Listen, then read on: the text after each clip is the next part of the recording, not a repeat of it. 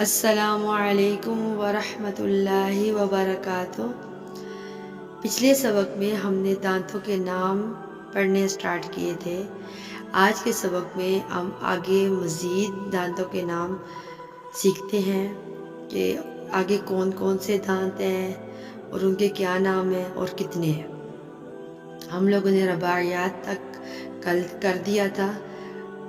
اب جو یہ رباعیات ہے ان سے ملے ہوئے 4 نوکدار دانت اور ہیں، دائیں بائیں اوپر نیچے ایک ایک، یعنی ثنایا کے ساتھ جیسے رباعیات کے دانت ہے اوپر نیچے ایک ایک، اسی طرح رباعیات کے ساتھ آگے بھی 4 نوکدار دانت اور بھی ہیں، دائیں بائیں اوپر نیچے ایک ایک، ان کو انیاب بولتے ہیں۔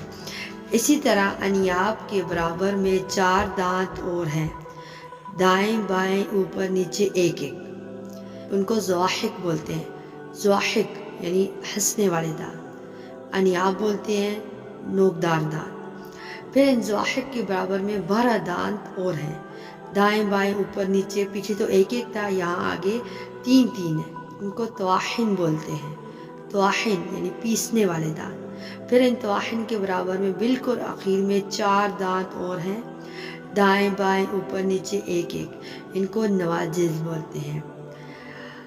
نواجذ یعنی پکڑنے والے دانت۔ ضواحک، طواحن، نواجذ کو عربی میں اضراس بولتے ہیں اور اردو میں داڑھے بولتے ہیں۔ ان کو کیا بولتے ہیں؟ اردو میں داڑھے کہتے ہیں۔